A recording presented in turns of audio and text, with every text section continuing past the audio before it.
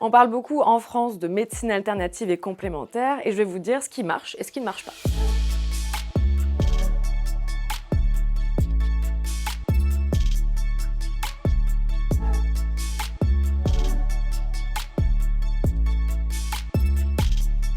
L'OMS recense environ 400 pratiques de soins non conventionnels, médecine alternative et complémentaire, qu'on appelle aussi médecine douce. Parmi elles, on retrouve par exemple la médecine traditionnelle chinoise, la médecine ayurvédique, l'acupuncture, les coupeurs de feu, les magnétiseurs.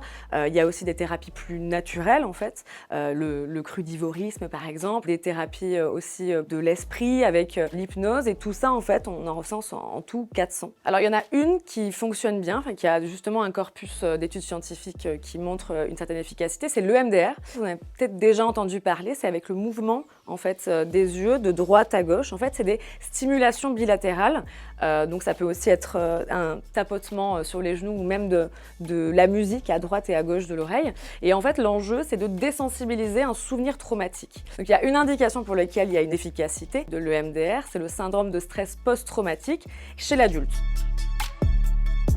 Alors on a un exemple d'une thérapie qui ne fonctionne pas du tout, en tout cas pas plus qu'un placebo en fait, c'est l'homéopathie. Donc l'homéopathie, c'est une des pratiques complémentaires et alternatives qui est la plus pratiquée en France, qui a été remboursée pendant longtemps, déremboursée assez récemment, et en fait on connaît un peu son fonctionnement, c'est-à-dire que ça ne peut pas fonctionner en fait théoriquement. C'est justement le fait de diluer à l'extrême un principe actif, et on le dilue tellement qu'à la fin il n'y a plus rien. On a plus de 150 études sur la question, bien menées, solides, qui montrent qu'il n'y a pas plus d'effet qu'un placebo.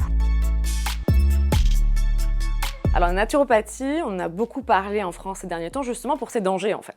La naturopathie, c'est une médecine alternative et complémentaire qui se place sur le vitalisme. Donc c'est le fait que le corps pourrait se régénérer, se guérir par lui-même en fait avec les bons moyens de lutte. C'est un petit peu l'idée. Le danger de la naturopathie vient surtout de certains naturopathes eux-mêmes. Il y a beaucoup d'histoires qui ont fait les gros titres avec des naturopathes, certains naturopathes qui ont demandé à leurs clients d'arrêter tout simplement leur traitement, des traitements lourds comme des chimiothérapies. Et ça, on le sait, ça peut conduire à ce qu'on appelle des retards de soins et des pertes de chance, c'est-à-dire que ces patients, en arrêtant ou en décalant dans le temps leur traitement, peuvent voir leur maladie prendre encore plus de place et ça peut aller jusqu'au décès. La pratique la plus étrange à laquelle on a été confronté, c'est l'urinothérapie. Donc ça consiste à boire en fait son urine ou à la mélanger avec du jus. L'idée de l'urinothérapie, ce serait de booster, de stimuler son système immunitaire, voire de combattre les cellules cancéreuses. Il n'y a aucune étude scientifique qui montre une efficacité, donc pas la peine de s'infliger ça.